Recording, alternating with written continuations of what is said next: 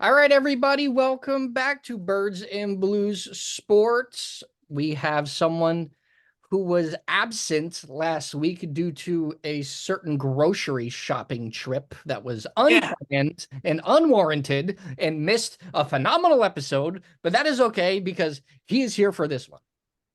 Hey Dan, how Yo, are the groceries? listen, all I'm gonna say was they were kind of worth it, but I'm still very sad that I missed the episode with you guys because I was looking forward to it. And I'm a rockhead, and it was the end of the week, and I hadn't gotten a lot of sleep, and yeah, Because so that's all because I got to say about that. I'm I a gotta rocket. ask you though, in Texas, what are you shopping at? Is this like HEB. HEB? All right, we don't have those in HEB. Jersey. Let me tell you something. If HEB made cars, I would buy one from HEB. That's how much I like HEB. HEB has everything. It is it's like Whole Foods, but like on a more affordable level. All right, so like you get your chewing tobacco and your boot spurs and your bolo ties there. Dude, Yeah, all he's missing is his cult peacemaker. one day that'll be here. Don't worry. The Oh, yeah. classic big iron on his hip. Texas ID on April 1st. That's pretty And then all of those possibilities open up. excellent. Oh, All right. We have a lot to discuss on this episode here. We had an absolutely insane week of free agency news that continued even right before the podcast here started. It's one of those off, it's like one of the craziest off seasons that I've seen in a really long time. It's a full-on arms race it's a full-on arms race for 31 other teams to lose to Patrick Mahomes. It's really kind of crazy to see. So why you, why you gotta do that? Wow. because it's fucking true. What a good podcast. Wow. Maybe that's literally why everyone is just losing their fucking mind because they're like, we need as much talent as humanly possible to even have a remote shot. So, anyway, before we get to the NFL action, we have some business we got to take care of here first. We got some Yankee news to talk about here. Yankee fans, we held our breath collectively on Monday because we got horrendous news that Garrett Cole was having discomfort in his pitching elbow, and he knew he needed to stop and go get checked out. He saw multiple doctors, multiple opinions. They all have concluded that there is no tear in his UCL. It is just sore. It is tired. He needs 1 to 2 months of rest and rehabilitation and treatment to re-strengthen the tendon, which means Tommy John surgery still might be on the table in a year or two, but we need to worry about this year, and maybe this is why he's doing this to make sure he could just pitch for this year. So looks like we just kind of have to hope that we tread water because and just hope that this lineup is lead enough to score us enough runs to just get us through. Fucking Judge isn't playing Saturday now. They're gonna hold him out till opening day because he's got a sore tummy. And I'm already fucking pissed off at Aaron Boone and his politic fucking injury updates. I already want to smash his face into concrete. Like it's not even April, and I want Aaron Boone off my team. Like it's not even April. But here's the thing. If it's anybody else, they're saying the same thing because it's all coming down from Cashman and all these fools. I know, and I can't stand it. It's Listen, we're groomed for this now. I think we're all seasoned where we know Yankees speak when they talk about injuries and they talk about, oh, Judgy's back is cranky, or his dogs are barking, or whatever the fuck that Aaron Boone is gonna say ridiculously. It's just It's all a smokescreen. It's all a fugazi. So the fact that Cole, I mean, he got the second opinion, came back negative as well. I could breathe a sigh of relief. However, them saying 1 to 2 months immediately puts me at July All-Star break. That's he's missing the first half of the season. I don't care what they say. We're not going to see Garrett Cole until at least July, if at all this season. Because I'm still not bought into the fact that we're gonna rest them for 1 to 2 months and then see where we're at. Guess what? In 1 to 2 months, it still might do the same fucking thing, and they're just gonna shut him down for the entire season. And how I took it was, it's not bad enough to get Tommy John, but we've got some miles on it, and it's not wrong. So I'm happy that you led with this, Pete, because I feel like every time we talk about the Yankees, I'm always negative Nancy. But yeah, the last department in the organization that I trust is the training department. So if they're going to tell us that a player is going to be out for 2 months, then yeah, I'm with you. He's probably going to be out until either the fall or out all year, because it's just the way that we do shit, and it's maddening, and I can't take it anymore. You never get a straight answer when it comes from Cash, Boone, anybody. The Yankees are a Rubik's Cube of ways to kind of talk to you in circles, basically. They're a fucking fruit. This team is a fruitcake. Yeah, you ain't lying. A mixed match of bullshit and fakeness. And this tastes gross, but this tastes good. And I don't know how I feel about it, but it kind of tastes bad. But then some days it tastes good. They're fruitcake. I've had enough. And the kicker, can we just get into this? So, all right, this news comes out. Garrett Cole gonna be out a couple months. Oh, that's fucking immediately. Yankees are back into talks. Dylan Cease. All right. We're finally Cashman. He understands it's bad. You only got Soto for a year. All hands on deck at this point. Fuck the kids. Send whoever. Maybe not Sir Jones, but send everybody else. And then breaking news: Dylan Cease traded to San Diego. The most Yankee thing that can happen happened. Until 6 hours ago, when it was dropped that, oh, by the way, the guy that I've been putting on my fucking signature, Yankees to sign Snell. Oh, guess what? Houston's in on him. So that'll be great. That'll be fucking great. Of course, opening day. I hope opening day Snell pitches a perfect game. Well, opening day is Wednesday, so he wouldn't be ready. Listen. It's us. He's probably been pitching fucking all off season, getting his arm tuned up. I don't think so. Because he's been waiting for a contract, and you don't want to get hurt. Yeah, he's been playing fucking Call of Duty, bro, asking people to get Warzone dogs with him. He's a fucking whatever bum. I mean, I wouldn't pitch if I were trying to get signed. That's all I'm saying. No, you're like, fuck that. Speaking of pitchers on our team, so they asked around who would, because Rodon is penciled in for game 2.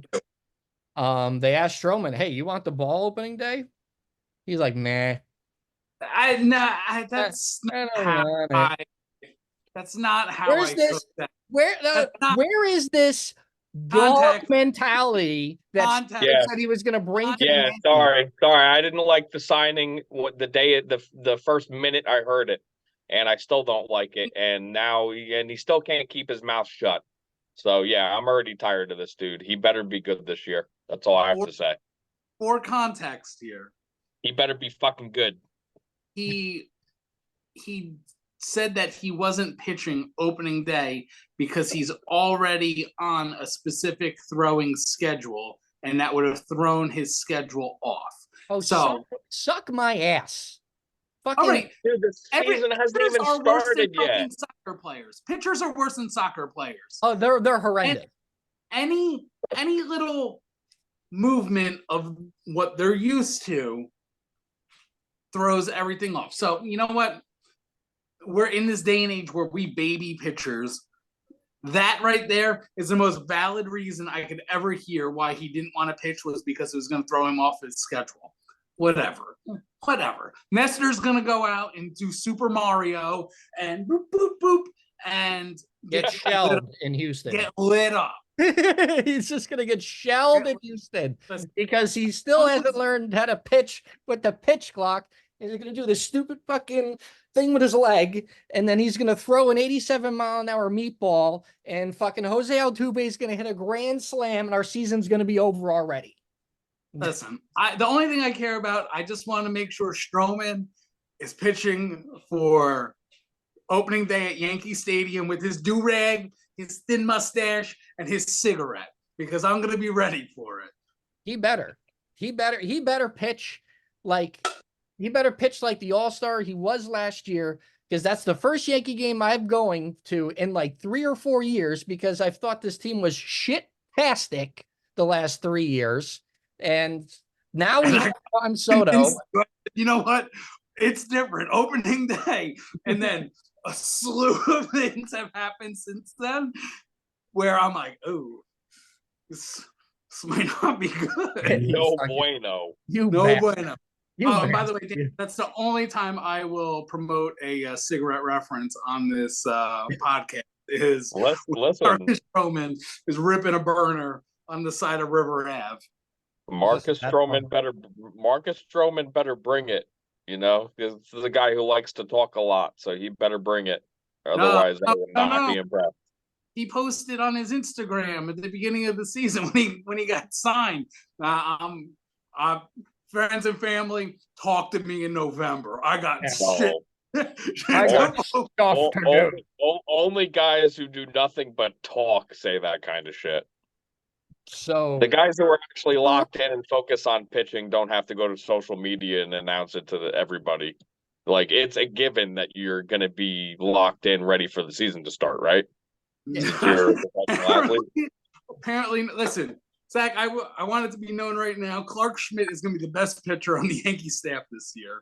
The namesake I've ever heard. Bringing the heat. That's the worst thing you could have ever told me. You stop that right now.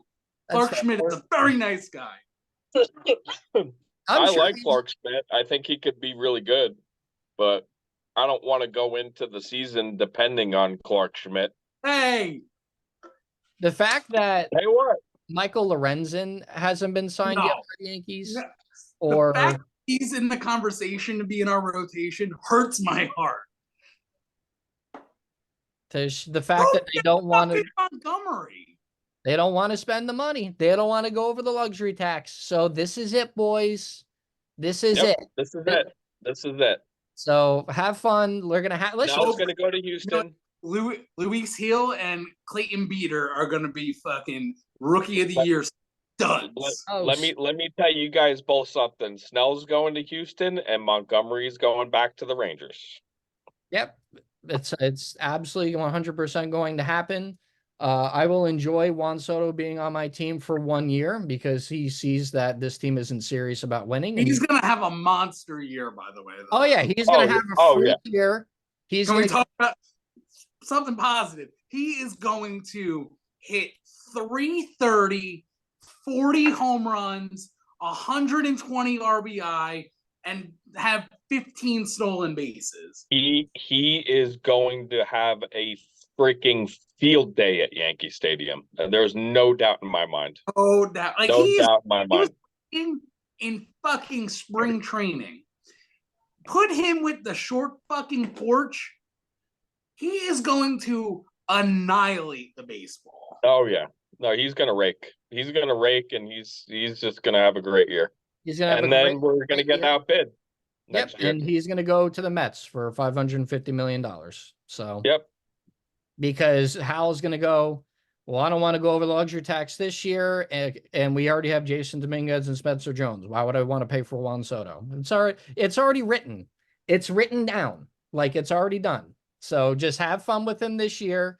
Hope they could, pull off a miracle and win something here, and just expect him to be in Queens next season. That's all I'm going to say. Oh, not Queens. It's good, dude. It's going to happen.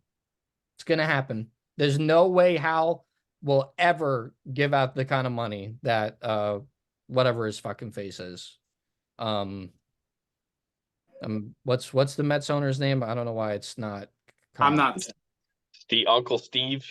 Oh, Uncle Stevie. Yeah, they're gonna give him. Uncle Stevie. They're gonna give him $550 million over 15 years. It's what's gonna happen. You can forget it. He's gonna take the money too. You can forget about a Yankee discount or anything like that. I don't care how much he likes it with the Yankees either. Yeah, and he's gonna take the money. Everyone's saying. Maybe, all right. In the perfect world, he's in the Bronx. Him and Judgy, boom, best bros. Stanton, Gleyber Torres, they're all broskies. Dominguez, family love right there. And then while he's at Yankee Stadium, falls in love, finds a nice woman, marries her, has all these emotional ties to Yankee Stadium, just can't help but he has to stay in Yankee land for the rest of his career. Man, you've just always been glass half full, man. I gotta give you credit. This is copium. This is not glass half full. This is full on copium. Yeah. And listen, I get it. I will enjoy Soto and pinstripes this year because it'll be the only year I will see it, because I am fucking totally convinced he's not coming back. So I'm glad I'm going to opening day for the Yankees on the 5th, because I'll get to say I get to see Juan Soto in pinstripes, and I'll turn to my girlfriend Steph and say you're going to be excited because he's going to be yours next year, because she's a Mets fan. So hey, I'll say this though. It might get to a point with Hal and that he just feels so much pressure that he knows he has to do it. So he might, I'm not going to say it's impossible that he doesn't break down the way that he did for Judge. So look for that. Bold prediction right now just flashed into my head. Bold prediction. Juan Soto doesn't see free agency, and he extends with the Yankees before free agency. I hope you're right. At the All-Star break. Yankees come with a contract at the All-Star break. I hope. Massive. Sign him early. 15-year, $600 million contract. They should be working a deal with him right now. Yeah, they should be, but they're not smart. Anyway, let's be more positive. And the only way what's more positive than Juan Soto re-signing for $600 million and the Yankees winning the World Series? I have to continue the show. Copium. Manifest it. Copium.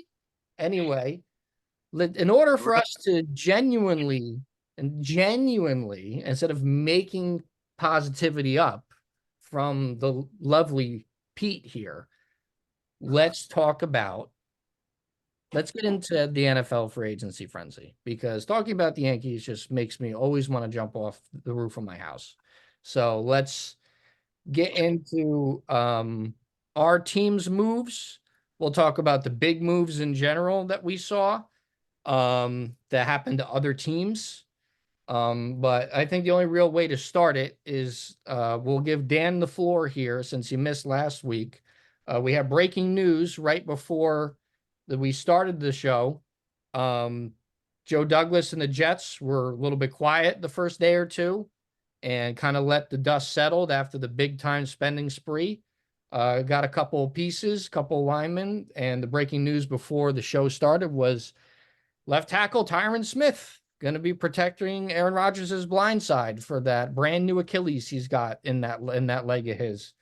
Dan, you have the floor. Break down the Jets free agency. Just kind of say what you liked, what you didn't like. what you still want them to do, and an overall grade so far of what they've done. Well, I'm very optimistic with what they've done. Yeah, the details on the Tyron Smith contract are coming out now. It's 1 year, 20 million, up to 20 million, I should say, in incentives. So that eats up a lot of their remaining cap. That's a monster deal. It's a big deal. So 20 million a year, I mean, possible for a guy who's a future Hall of Famer. I get it. I mean, it was a necessary signing. We needed a left tackle. It frees up what we may do in the draft we could become way more flexible, whether we look at Bowers or a wide receiver or whatever. Trade back. I mean, I'm open to all of it now. Bringing back Morgan Moses was a great decision by Douglas. Moses is familiar with the team already. He spent a year on the team in 2022. He got hurt at the end of the year. Otherwise, he was having a great year. He's been one of the better right tackles in the league for the last 5 years. The signing of the left guard, John Simpson. John Simpson, yes. That is, to me, that signals a change in scheme. The Jets are going to go power O. John Simpson is a big mauler. Tyron Smith is a big mauler. Joe Tittman, who they drafted to play center last year, is a mauler. So they're going to go to me, it signals they're going to go away from the zone running scheme and they're going to go to a gap scheme, which I like, and I think Breece Hall is going to like it too. Shopping Alan Lazard, I don't know what they're going to get for him, but need some help at receiver still. I'm sure they got a little bit of cap room left. Joe Douglas shouldn't be done, but I like what they've done so far. Now, the biggest overspend, and I get what they're doing. They want to get more athletic at defensive tackle. They struggled at that position outside of Quinn and Williams last season. They overreached signing Kinlaw to the deal that they did. Now, he's still very young. He still has some upside. He did have a decent year last year, but they're paying him. They're paying him money that they could have argued. You could have argued that they could have given to Bryce Huff. So, to me, it was like they traded Huff for Kinlaw on a bad contract, if you want to look at it that way. As far as secondary moves, I really like them bringing back Clark at safety. He missed all year last year. Now, they were still good, but they had Whitehead. Now Whitehead's gone. Ashton Davis is going to be the third safety. He's been playing better, so I kind of like the depth that they have there. Cornerback isn't even a question. I think we know they're pretty good there. Linebacker really isn't a question. They have one of the best tandems in the league. If anything going into this draft, they should be looking all offense, man. Tight ends, receivers, hell, maybe even another running back, hell, maybe even a quarterback. I mean, why not carry 3 quarterbacks on the roster? Develop one. You got Tyrod there, who could be a mentor to him too, not just Aaron. So, yeah, I do really like what Douglas has done, and especially because it frees up the draft. And the last thing we wanted to do was go into the draft having to be pigeonholed into one position and then teams jumping over us to go grab that player, which happened to us last year with the Patriots and the Steelers. But yeah, I gotta give Douglas and the staff some credit for their game plan this offseason so far.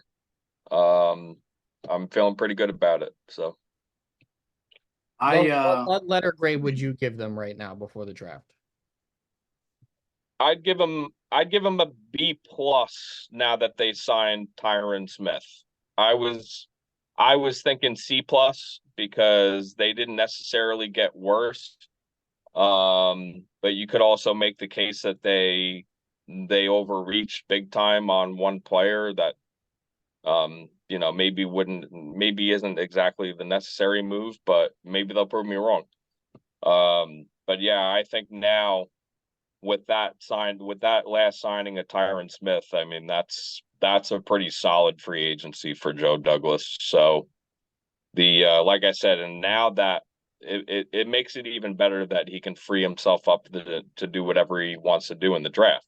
And he likes to move around in the draft. He's moved up a lot. Maybe this year he moves back. So we'll see what happens. I I will. completely agree with Dan. I completely agree. I agree with everything you said. I think the B plus grade is perfect. That Tyron Smith signing jumped that shit up for me to B plus. 100% agree. One whole letter for me. I agree, because I was gonna go in like the C range for him, but as soon as that popped up, I mean that's massive. That's just huge. So Dan, Tyron Smith is about to have his most important season he's ever had, because he's going to be protecting the blind side of the vice president. So that's right. That's right. That's important. That's pretty huge detail right there. that's Secret Service now. I was gonna say the Secret Service better brief that man and give him the rundown, and make sure he's prepared for that shit, because tall task ahead of the future Hall of Famer Tyron.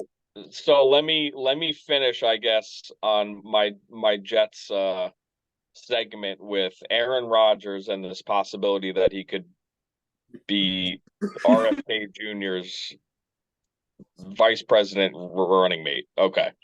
I can't even believe that I just said that. But anyway, I've been thinking it this whole time, but this is the first time that I actually said it, and it sounds fucking crazy. So there is a big possibility that RFK Jr. is using his name to just bring more attention to his campaign. And if you look, I mean, if that was the strategy, it was a pretty good one because it worked. But there is also a really good possibility that it's not going to be Jesse Ventura. And from what we know, the top two candidates, or for what I've read anyway, the top two candidates were Jesse Ventura and Aaron Rodgers. So if Aaron Rodgers wants to run for vice president of the country, that's fine. But how are you going to play football? So you're not going to be able to play football is the answer, right? And if the Jets go down this road of allowing him to do this, it's going to be the biggest distraction in league history and the most Jets thing ever. I also wouldn't be surprised, because it's the Jets, if he just decides to retire and run with this guy, and then for all I know, they win. And there's no possibility of him playing football this year. So, no, I mean, listen, chances are, I'm not naive. They're not going to, RFK Jr. is not going to win. But it's just crazy, man. I mean, the double standard with is so frustrating. I mean, he starts the offseason saying this bullshit. Oh, we need to get all the distractions out of the building and all the bullshit and all blah, blah, blah. Well, dude, I mean, I get it. The media just tries to drag you through the mud at every chance they get, but you gotta freaking, you gotta stay away from that, man. Yeah, you have to not care. I mean, it doesn't make it hard for them. Let's just put it that way. Yeah, you're not making it hard, exactly. You're making it real easy, and you know they're going to do it, and you do this shit anyway, and you think that isn't a distraction. So this shit drives me crazy, right? So, I mean, I don't know. We can't change who this guy is. I'm not saying that he should change who he is. I'm just saying that this would just be the most Jets freaking thing ever. And if he only ends up being on the team technically for 1 year because of this bullshit, then history repeats itself. Favre was on the team for 1 year, and then he was gone. So, I don't know. I don't know. It makes me sick to think about, but like I said, it's the Jets, and it would just be the most Jets thing ever, and everybody would agree with that, I think. The most Jets distraction since Tim Tebow was running shirtless in the rain. Yeah. So what a great I mean, everybody was like, "Oh, Rex Ryan," and I loved Rex Ryan, but we had a situation where the general manager traded for a player like Tim Tebow, and then even though the general manager did a pretty good job putting the team together, the coach was just like, "I'm not playing this guy. Like, you could fire me. I'm not playing this dude." And Tim Tebow did not play one He got down a at Tim Tebow quarterback for the New raw York deal. Jets. I love Tebow, and he I love Tebow too, and that broke my heart. The whole way it went down broke my heart. And honestly, I mean, Rex Ryan should have just given him a shot at some point, but whatever. That's for a different day. Anyway, it's always a circus. It never freaking ends. It doesn't matter if it's March. It doesn't matter if it's September. It doesn't matter if it's October.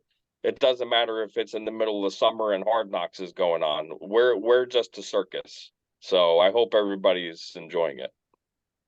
It's pretty good. I liked his appearance on Joe Rogan. I didn't mind it. I liked it a lot. I gotta be honest. Guys, I don't really personally dislike Aaron Rodgers. Oh, I'm a think huge. he could be a little bit of a hypocrite. That's all. And I think he's an egomaniac, and I think that he needs to get his head out of his ass a little bit. I'm a huge fan of Aaron Rodgers. He 100% is a nutcase. Like, not a nutcase, but like he's a head case. He's a total ego. When you lock yourself into a room that's as big as a bathroom and you're in darkness for a week, there's something wrong with you. It's not normal stuff. It's not normal stuff. But we did see the one guy do it in Yellowstone. So it's not like a completely foreign idea, or, it's just different. That's all. It's very different. It's very different. Just. But I'll be damned if that motherfucker can't throw a fucking 80-yard dime. Oh, he's the greatest thrower of the football that there's ever been. All right. He really is. Mr. Pete, you have the floor. Recap what your Raiders did. Talk about what you want your Raiders to do. Talk about what you didn't like what the Raiders did or haven't done. And give them the grade.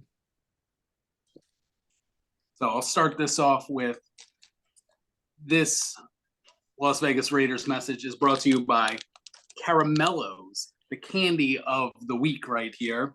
If you haven't had a Caramello, try it. It's life-changing. With that being said, Raiders! What do? The first fucking 30 seconds of free agency, we kicked the fucking door open and signed the best, yes, I said it, the best interior defensive lineman in the league, Christian Wilkins, on a massive 4-year, $100 million deal. And then what do? Not much. Not much after that. We, unfortunately, I'm going to have a moment of silence right now because this one hurt real bad. Josh Jacobs is now a Green Bay Packer. Yeah, that hurts, man. He epitomized the Raider style, but you know what? I've come to learn this, and I fought because, damn it, when you have a good player at running back, I'm just always so supportive of that position. However, it's a running back, and guess what? There's 6 more at the door right now, ready to come in. And what happened last year when Josh Jacobs went down at the end of the year? Zamir White stepped in for those 4 games and absolutely dominated. He ran his life away because he knew, this is my shot. I need to hurt people. And that's exactly what happened. And I think the price that Jacobs signed with Green Bay for 4 years, $48 million is massive money. massive long-term money for a running back. I mean, his contract has a lot of outs, so he's only really guaranteed the first year. But also, Dano, you're smoking a cigarette. That is the most Texan thing you could do. Right. Listen, I'm keeping it real for the podcast. All right. Keep it real. Keep it real. Keeping it real. So I get that, but I really wanted to re-sign him. The next move that happened, fucking Minshew mania. What the fuck? On a 2-year deal, is guaranteed like $15 million. That ain't no contract just to come in and hold a clipboard. That's a contract right there that says you're going to compete for the starting quarterback job.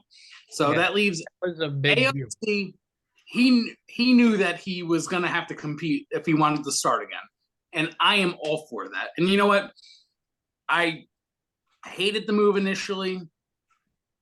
You know what? Minshew did pretty friggin' well for the Colts, and kind of everywhere he stops at, he always has a little stint where, oh shit, it's Minshew mania. Everyone's got their mustaches on. Everyone's fucking looking like Cowboy Supreme with the shirt open and the belt buckle. And the jorts. Yeah, whatever. It's the most Las Vegas thing we can do. But if he's going to compete, or even if Aiden O'Connell's going to compete with him and make himself better, I welcome that. Competition brings out the best in everybody. I think aside from losing Josh Jacobs, we lost our right tackle, which I kind of saw the writing on the wall. Jermaine Illuminor went over to the G-Men. Explain this. How come they didn't re-sign him, Pete? It wasn't a big contract. It was $14 million for 2 years. Because he was good. He was really good last year. Yeah, starting caliber right tackle. They made the decision that they kept their center. We re-signed Andre James, and good move. I think it was just fit. I don't know. I think they want to go younger, and I think a right tackle in the draft is coming. So I get where they're coming from, but now that there's some dominoes falling, trades are being made, quarterback signed elsewhere, I still think quarterback should be at the top of the Raiders list. And I think after all the dominoes have fallen, I think with them signing Minshew, it doesn't necessarily take us out of the equation for a quarterback. If the opportunity presents itself where we can trade up or something falls into our lap, I think we're quarterback hungry enough where we jump at the chance. However, I think at the position we stand at 13, I think it's going to wind up being an offensive tackle. And I think we go younger, and somebody like the guy from Penn State, if he's there, or the guy from Oregon State, Fuaga, absolute maulers. I feel like that's the direction we go. And then you ride out Minshew or Aiden O'Connell and hope for the best. I think the defensive signing with Wilkins kind of balances out losing the offensive side of Jacobs, because if you can't score on us, it won't matter so much that maybe we can't run the ball as good as we were. But I'm confident with Zamir White at running back. If I had to throw a letter grade on the Raiders, I would give them a B-, because, I mean, we made the one splash, and I think that one signing alone frees up enough on the defensive front that the Raiders' defensive front is going to be one of the best in the league. And you're unlocking, not only helping Tyree Wilson, who he was injured in camp and then had a slow start his rookie season. You get him a full off season, and then you add somebody in the middle. But Max Crosby, can we talk about Max Crosby being one robbed of Defensive Player of the Year? I will die on that hill. That man, Mr. No Plays Off, double teamed, triple teamed, held every single time. Guess what? When you have a guy like Christian Wilkins in the middle, you kind of can't do that. You got to pick your battles, and that is going to be the game changer on defense. So, Raiders are going to have a top 5 defense, in my opinion. Bold prediction. You heard it first right here on this podcast. Top 5 defense. I don't know about the running game. I don't know about the rest of the offense. B minus. Okay, I guess that leaves me. The boys in blue, Giants right here. See these guys? These right here. Okay, let's start off with the bad first. I want to try it a little bit different here. Giants fans started off the day with some horrendous news. Saquon Barkley left to the arch rival Philadelphia Eagles on a pretty ridiculous contract. I mean, I don't blame him whatsoever for taking that offer. I mean, he's the second highest paid running back in football now behind CMC. And listen, take the money. That's fine. Take their money. The Giants weren't ready to win. It didn't make any sense to pay him any kind of serious money. So obviously that stung a while. And then him and Tiki Barber went at it. It was a little funny. Dead to me. You're dead to me. Yeah, even though it was completely tongue-in-cheek joking, like even it was. Yeah, like and Saquon in his press conference today was like, I could have handled that better. Translation, I found out he was joking later and I looked like an ass on Twitter, So so that obviously hurts and stings. I mean, I got my Saquon, autographed jersey behind me. He was my favorite player on the team. Total professional. Loved him so much. Wanted to win with him so bad, but it just didn't work out. We were primed for a divorce. I just hate that he's on the Eagles, but we'll see. A lot of stuff can happen. He's beat up. He was behind a really bad Giants O-line for his entire career. So we'll see what he does on a really good Eagles offense. Maybe he looks like he did as a rookie. I don't know. The burst is not the same. So, but we'll see.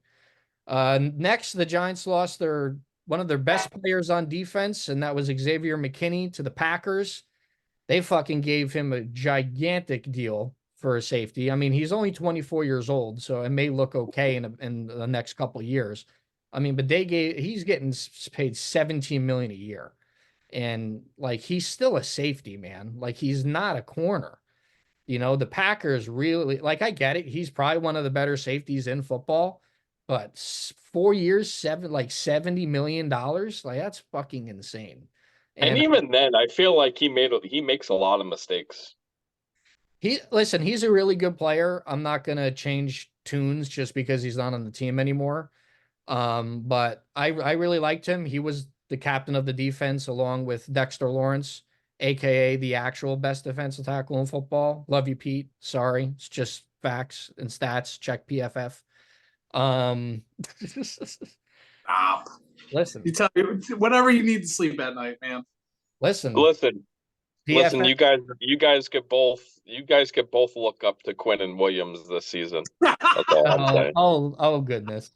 Listen, I'm just going based off of Friend, whoever has the best defensive tackle out of the three of us drinks on them. Yep. Okay. Deal. Jake. All right. So as of right now, that means I'm buying you all drinks because Dexter Lawrence was PFF's highest graded defensive lineman in all of football last year. So if he does it again, I'll buy you guys drinks. Sound good? Are we going by PFF or are we going by straight up numbers? Well, we could do PFF and numbers, but Dexter Lawrence also led all defense tackles and quarterback hurries and rushes. So we could. And sacks. I don't know if it was sacks, but I know it was. He had more hurries than Aaron Donald did last year. I mean, Yeah. he was a freak last year. No, Total, he might be the best one. Yeah. Honestly. Sexy Dexy. So Giants fans were hit with two big gut punches right out of the gate. Fan favorites. Then the report came out that they didn't even offer Saquon a deal, and we're like, man, like we didn't even offer him anything. I mean, what are we gonna do? I guess we don't really have all this money because Jones is making $47 million cap hit this year. You know, what are we gonna do? And then they make the biggest move in all of free agency with the blockbuster trade of Brian Burns sending a second and fifth to the Carolina Panthers, who have the single worst owner in the entire sport. That guy is atrocious. Signed into a 5-year, $150 million extension, which would be, I think it still stands as the biggest contract offered this free agency. Just a super splash by Joe Shane. Came right out of left field, had no idea this was happening. And then when the reports came out, they've been talking all weekend about a Brian Burns trade. So they paired Brian Burns up on the other side of Kayvon Thibodeau and Sexy Dexy. All of a sudden, that Giants front seven, mainly the front four, that's a pretty scary D-line right there. Sacks all day long. I'll take it every single day of the week. Then Joe Shane kept stirring that pot. This dude's cooking. Gets John Runyon Jr. from the Packers. 3 years, $30 million. That's my brand new left guard. Was the 7th highest rated pass blocking guard in all of football. Mine. Thank you very much. Pete already highlighted that they signed. I can't say his name because I'm not used to saying Illuminor. Thank you. Illuminor. I'm going to get used to saying that name now because that's my starting right tackle right there. 2 years, $14 million. Called up OC Umenyiora personally to ask him for his number 72. OC granted it, but only you better play like a fucking giant. And he said, I'm going to pancake everyone in your honor to wear 72. Love the energy from Illuminor. Definitely came from the Raiders. I'll tell you that right now. Then they went ahead and signed Saquon's replacement, Devin Singletary, who had a pretty nice year with the Texans, 900 rushing yards. Can't sleep on it. Can't sleep on it. Only $7 million a year, right? That mid-tier running back money, 3-year deal. He'll take the 26 over. Then they signed 2 more offensive linemen for depth. They signed 2 tight ends for blocking because we don't fucking know what Darren Waller's going to do. Seems like he's going to retire. That trade has been a disaster, and the Raiders completely fleeced Joe Shane on that one. I'll give it to Pete right there. You heard it first on the podcast. Giants lose Tyrod. And I agreed with Pete. Giants lost Tyrod Taylor. We need a new backup quarterback. They go ahead. They take Drew Lock from Seattle. 1 year, $5 million. The Seattle GM is so butthurt and bitter that he had to go on a radio show and say, well, they sold him on the idea that he would be the starter. Yeah, okay, buddy. You're just mad that we fucking fleeced you for Leonard Williams. Say whatever you want. And now we go into the draft. A lot of possibilities open. Still would like a quarterback, but it definitely looks like maybe wide receiver at 6, maybe a trade up to 3. We need weapons still. There needs to be weapons on the offense. We still need a second corner. They were supposed to address the corner. They were supposed to get a C cornerback too. I can't speak anymore today. They're supposed to get a veteran second cornerback. They haven't found one yet. That's really the big thing Shane has whiffed on this offseason. So far anyway. But I mean, he signed 7 total players this free agency, and everyone thought that the Giants had no money thanks to, Daniel Jones's cap hit and shit. It's like, bro, the cap you could wiggle around the cap, man. You could wiggle around, Well, back you, to that well, shit. you also have cap room when you don't re-sign your players. Yeah, So it's as simple as that. exactly. So, I mean, the Brian Burns thing to me is the biggest deal. I mean, obviously, I think the Brian Burns trade is the biggest deal for the team because not only does it give that bona fide second pass rusher opposite of Kayvon, they're both in their early 20s. So, like, those are the pass rushers for the foreseeable future. Dexter Lawrence is only 26. So, that's a really young, talented D line. Bobby Okereke and Micah McFadden are great linebackers. They both had great years last year. Deontay Banks had a really strong rookie year. We're a little weak in the secondary still, the cornerback two and the safeties. So hopefully we could shore those up a little bit in the draft. But the strength of the Giants is going to be the defense going into next year, unless we get some studs in the draft. But as of right now, like I said, the Burns deal was huge. The Runyon Jr. signing and the Illuminor signing. I think the Illuminor signing, you can make an argument, was the most important one because not only was he a starting caliber right tackle and played great for the Raiders last year, but the Giants hired the Raiders offensive line coach. So now Illuminor can teach the other linemen the scheme that this coach is trying to implement for them. So it'll make the transition easier for them in the locker room. So that, in my opinion, is gigantic. And that Zach, allows Evan Neal to move over to right guard because he's a fucking bust at right tackle. Year two of John Michael Schmitz at center. They drafted him last year. Runyon Jr. is now the left guard. Andrew Thomas, already the franchise left tackle.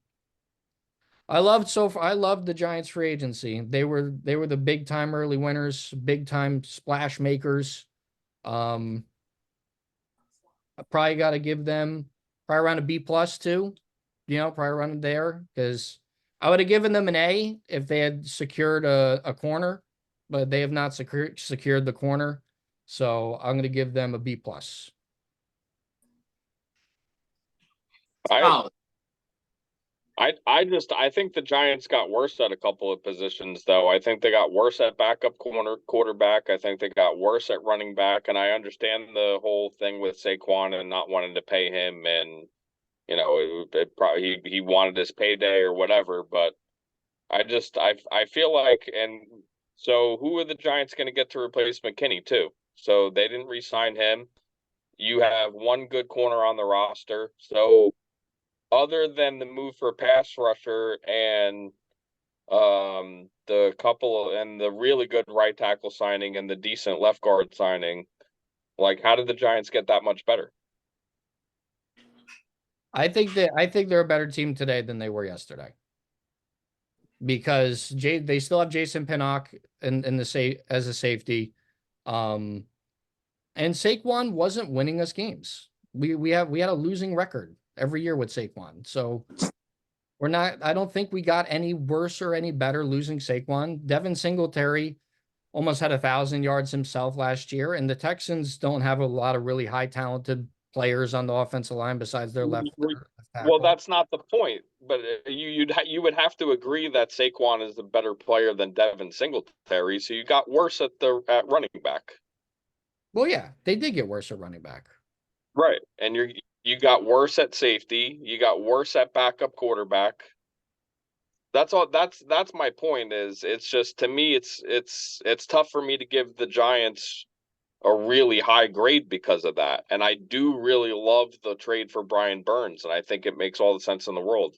So I like what they're doing there. I just don't understand.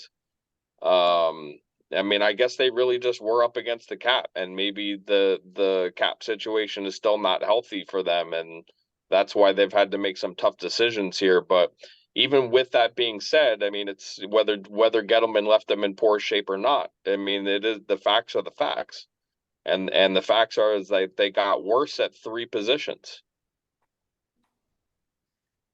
Yeah, I mean they did, but those were not premium positions. Quarterback, I mean, backup quarterback. I mean, I mean, Drew Do you Lock is feel in do you some. feel better about Drew Lock than you did about Tyrod Taylor? I think Drew Lock's better than Tyrod Taylor. Tyrod Taylor Really? is I made. agree. I think Tyrod is made out of fucking paper mache. And Drew Lock won a couple of games for Seattle last year when Gino was hurt. Like And I just want to interject. Who doesn't love Drew Lock on the sideline, bouncing around, rapping when he's doing good? Come on, that was like the greatest video in the world.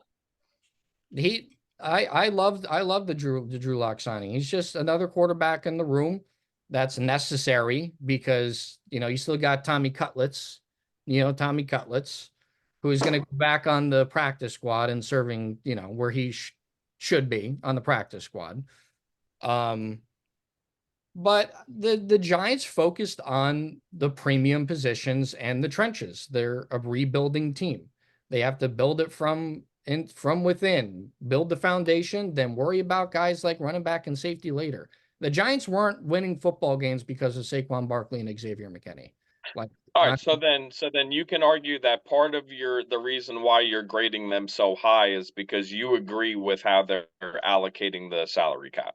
yeah, And then that makes all the sense in the world. But to say that they got better on the field, I mean, I think that's questionable. I mean, like you said, I mean, the offense is still going to be, there's still some big question marks on the offense. I mean, they didn't even bring back a lot of their own receivers from last year, like Isaiah Hodgins. yeah. Well, he didn't do anything last year. He was a bench warmer. Sterling retired because that dude probably has CTE. Freaking poor Sterling Shepard. I'm sure, but I that's because I really think their plan is to get a stud wide receiver at 6. I think they're going to get Neighbors or a Dunze at 6, and I can see it. I just think that's what their new wide receiver 1 is. I can't grade their whole off season. I can only grade what they did so far in free agency, and That's fair. And a team that's rebuilding, you want to rebuild it from, because I guarantee you they're watching them getting fucked. They're watching their team getting beat up by the Eagles and the Cowboys, who have monster D lines and O lines, and they're like, we need that first. We need to pay a pass rusher. We need to pay an offensive lineman first. We can't pay a fucking running back right now. We can't pay a safety right now. Like, I guarantee you ask any Giants fan right now, would you rather have Brian Burns and those 2 starting offensive linemen to protect whatever quarterback is throwing the ball next season, or would you rather have Saquon back or Xavier McKinney back? Like, I guarantee I think that's perfectly said. That is perfectly said. I guarantee you most of them are going to say, I'd rather have the 25-year-old pass rusher who is a freak, So that's why personally, and, a couple other guys said it too, Boomer Esiason, a couple other guys, even though I don't put too much stock in ESPN anymore, but I do respect Boomer Esiason and his opinion because he usually shits all over my team, and rightfully so. But he fully believes that the Giants got better. He's like, I didn't think it was possible, but they invested in the premium positions, and the premium positions are what's most important in the NFL. I mean, the running back that won the Super Bowl made $900,000. Like, it's just not a premium position. Do we know the starting safety's name for the Chiefs? Because I sure as hell don't. So that's a good point. That's my opinion. They didn't get that second corner because of their cap situation. They're not really in a position to draft one either because it looks like they're going to go offense. So they're probably going to have another year struggling in their secondary. Because really the only good guys back there are Pinnock and Deontay Banks. Everyone else is going to kind of be, I mean, they got Jalen Mills. I forgot they got Jalen Mills. That's my mistake. They need to find some diamonds in the rough. They need to bring in a ton of undrafted players after it's all said and done and figure out who could play. Yeah, because I mean, obviously the next phase in the defense is fixing the secondary. They wanted to work on Joe Shane's number one priority was, I got to get a pass rusher next to Kayvon. I want pressure on the quarterback because he's also probably looking, Well, Dak just threw 32 touchdown passes, and Jalen Hurts can do it all. I need to be able to contain these quarterbacks at all because obviously we're not going to match their offensive firepower, but if we can give them fits at minimum on defense, then that's fine. So that's my monologue on the Giants. We could all kind of jump in now. I give them a B plus. I know a lot of people are giving them an A. I don't want to go that high yet. I know it's emotional. But they didn't do a couple of things, so I can't give them an A yet, even though obviously selfishly I want to give them an A, but I just can't go that high yet. I hop in with what you said. I absolutely agree. You build in the trenches, and that's how you create a winner. And I think the Giants are doing it. The Raiders are certainly doing it. And the Jets now, and stacking on offensive line. Just as Antonio Pierce calls it, you build a bully, and that's where you start. You protect the quarterback and you put pressure on the quarterback. I feel like that's the easiest way to put it. And I think all three of our teams collectively have made moves to build on your strengths or create a strength. It's just a matter of what do you do in the draft? I feel like that's draft season now. I fully believe that all three teams collectively got better. I think all three of our teams got better through free agency. No, that's fair, and especially looking at cap situations and all that. And guys, this is why I don't like doing draft stuff before free agency, because now we see everything that, I mean, it was the most movement I think I could ever remember in one period of free agency. And now what's shaping up is a draft that you can actually take some educated guesses at, especially through the first 10 picks. And it's wide open for, I feel like, all three of our teams now.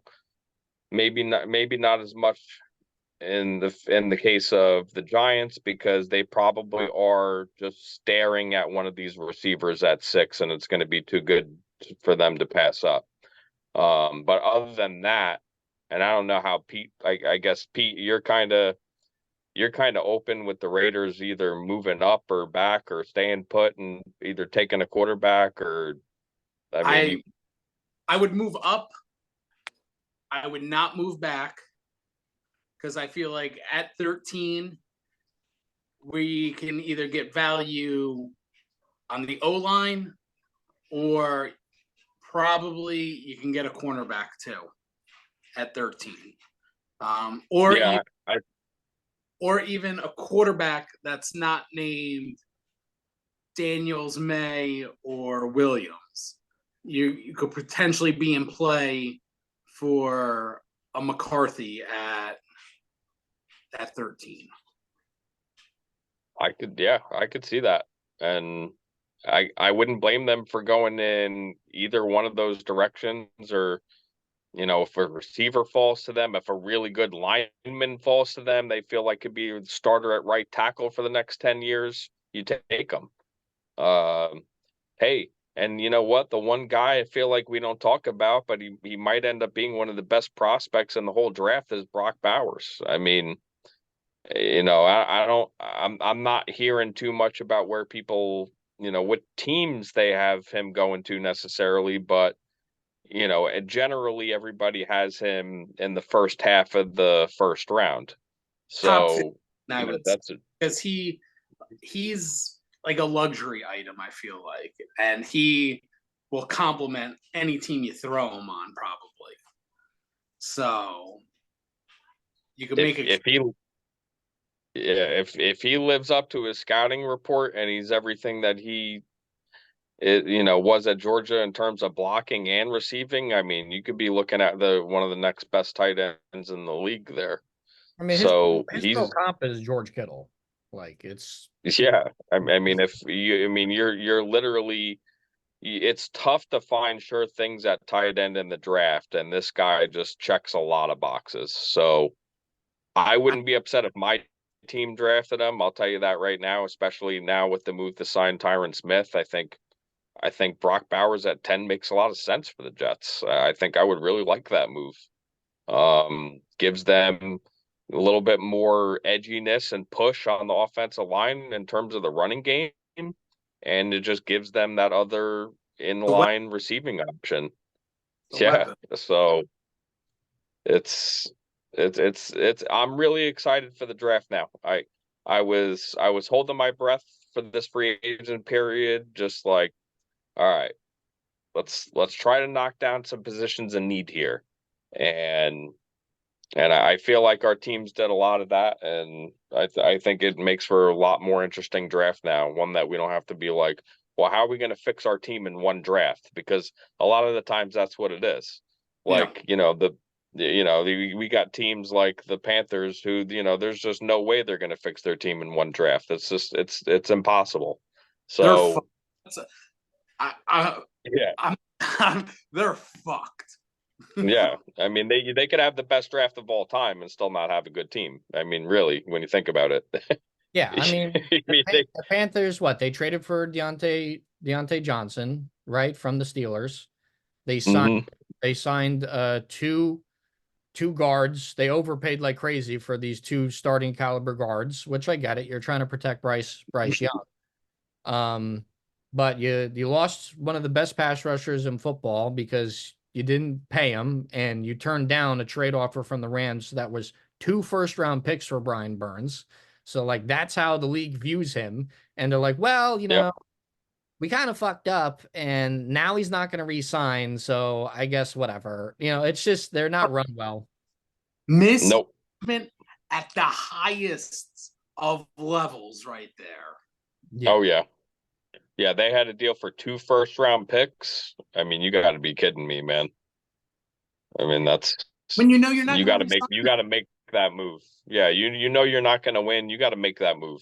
It's along the lines of kind of the Saquon situation, where I'm sorry, but if you knew you weren't going to re-sign him or offer him the big money, get something.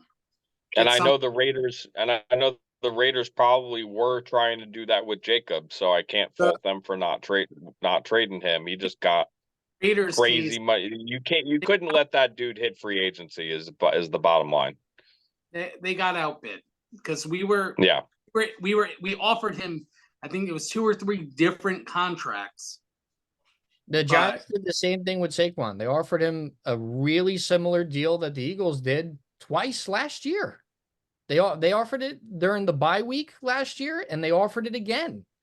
It was $12 million a year, and he said no twice. I just don't think he wanted to be a Giant. No, I don't either. And I think he wanted to throw it in their face and sign with the Eagles out of spite. There were plenty of places that he could have signed, and he chose the Eagles. I'm pretty sure the majority of us, non-Giants fans, thought he was going to Texans. I did. I didn't think that he would go down the road of destroying his legacy in New York, because essentially that's what he's done. A lot of people are giving him credit for taking the bag. Okay, well, what he did was he traded legacy for money, because now that 5 years that you just spent in New York is just gets evaporated. I mean, you're never going to be welcome back there. I don't care what anybody says. So, yeah, it was a weird move. I wouldn't have made that move if I were Saquon personally, but it's just weird. So let's get into, there were a couple big moves that happened today, earlier, and last night, and I want to touch on them briefly before we get into our big losers in free agency, because obviously we think all 3 of our teams are winners, and the collective outside of us think that all 3 of our teams are pretty much winners as well. But we had Kenny Pickett traded to the Eagles for a 3rd-round pick, 2 7th-round picks, and they also got a 4th-rounder in return from the Steelers as well, because the Eagles were in the backup quarterback market and couldn't secure one in free agency. So they decided to trade for one, and he's like not good. So I don't really head scratching move by the Eagles to give a third And round pick to one of the worst quarterbacks in football. yeah, and I was gonna say it's not like they gave him a sixth or fifth round pick. I mean, they gave him a day 2 pick. I mean, that's still a premium pick. Kudos to Pittsburgh for pulling that off. Yeah. I mean, Yeah. well, apparently, when they signed Big Russell Wilson, 1 year deal, vet min, gotta love it. Kenny Pickett threw a little temper tantrum and said, I shouldn't have to compete. I should be the starter. And Tomlin said, oh, okay, cool. Pack your fucking Goodbye. bag. Yeah. Tomlin said, Steelers country, let's weld. Tomlin was looking for any excuse to get rid of Kenny Pickett. Yeah. That's clear. That is very he was clear. a bust from the moment he entered that building. Yep. They knew it. So Mhm. When they were in pre-draft asking him the palm of football, it was over for him. but they still took him. They still took him in the first round. And he was like Didn't 20. need a quarterback though. I mean, you throw a spitball to the wall and hope it sticks, I guess. Either way, But really weird move by the I don't understand. A couple of the moves the Eagles make are a little head scratching. Otherwise, I'd have them as a winner, but not now. I mean, they're I don't really know how to grade the Eagles now because I feel like obviously, when you're signing free agents for the most part, especially early on in the period, you're going to overpay. But I just feel like the Eagles overpaid a lot. For Bryce Huff, for Saquon Barkley. They think they can win right now. So I get it. And you got to strike while the iron's still hot, and I understand all that. And I can't discredit Howie Roseman for trying to put that together for the Eagles this year. But at the same time, what is the trade for Kenny Pickett all about? I mean, I need some kind of reasonable explanation for a Kenny Pickett trade that includes a third round pick and what else was it? A fifth rounder next year? I think it was 2 7th rounders. Two seventh rounders next year? 2 7th rounders like next year and like a year after for Pickett in a 4th. Yeah. Right. That's fine, but it's the higher. I mean, you're giving away too much draft capital for a guy who maybe is a backup. Over, yeah. You don't trade a third round pick for a third round pick fills out your roster. Yeah. Kenny Pickett gets splinters in his ass and holds a clipboard. Yeah. That's a third round pick the Eagles could have used in the secondary. I know that's what I said today in the chat. And Jason's like, well, we needed a blah, blah, blah, blah, blah. I'm like, bro, you need a fucking secondary. Why are you trading the third round pick for a fucking shitty quarterback? Like, sign Tyler Huntley. Like, Tyler Huntley's available. Like, what are you doing? I just thought it was a really stupid move for the really stupid move. I don't understand it at all. There are still capable backup quarterbacks out there. Why do you feel the need to separate a third round pick? I mean, it just doesn't make sense. Him, and Pickett's still on his rookie deal. That's not cheap. Right. Like, so now they have the guy who's going to start. Yeah. So the guy who's going to start is making the veterans minimum, and the guy who's going to be the backup is making first round money from 2 years ago. I mean, it doesn't make. I mean, I don't know. It doesn't make any sense to me giving up a third round pick. I'm sorry, I said that wrong. I was it's crazy to me that the Eagles would, because they're paying Jalen Hurts an inflated contract too. I mean, I think at this point we can all agree, and I had him highly rated when we did our rankings last year. I think we could all agree, okay, well, that's a lot of money to Jalen Hurts considering how it went last year, I guess. And now, like you said, Zach, bringing in another guy who showed that he's maybe a backup, maybe, we don't know yet. under a first round contract,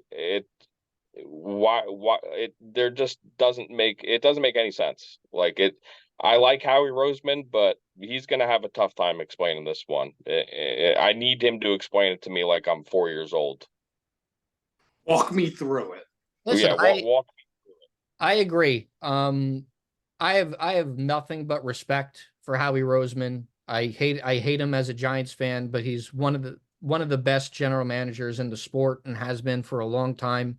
Continuously keeps the Eagles really, really good. But this move is really this move makes no sense to me. I mean, you're gonna pay $15 million for a backup quarterback who has the lowest touchdown percentage of any first run quarterback drafted ever. I mean, it really doesn't make any sense. So if I'm the Steelers, I'm going, holy shit, like we got a sucker. They So dodged a they you dodged know, a bullet. I just think the Eagles, to play devil's advocate, because that's what I'm trying to do now, they're trying to win. So looking at it from their perspective, they think they could win right now.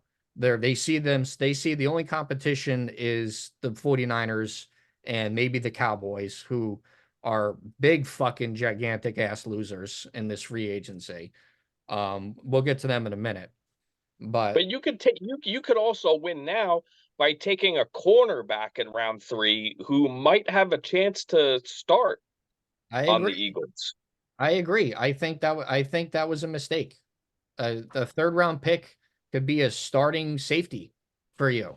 Like it could be, Corner, safety, yeah. you pick the position. Linebacker, you pick the position I mean, other than defensive line. I know they signed Devin White too, for to a 1 year deal. I mean, he's still a pretty decent player at linebacker for him, but they need a Eh, secondary. They don't uh, have a secondary. Devin White doesn't move the needle for me, honestly. I mean, he's a decent player, but it's not like a game-changing player. Yeah, they're very weak in the secondary, man. If the Giants do come away with one of these receivers, whether they still sign or trade for somebody or take one at 6, I mean, they just need to keep the quarterback upright and be able to scan the field long enough to get him the ball. Because against the Eagles, you could get people the ball. Yeah, there's no one to cover. I mean, obviously, their first round pick is going to be used on a corner. Um, at least you would hope, you would think from Howie. But that's just really the only thing that I had to say about the Eagles. Other than that, they did pretty decent. They gave a big contract to Bryce Huff. They gave a big contract to Saquon. They got Devin White. They made moves thinking that they can.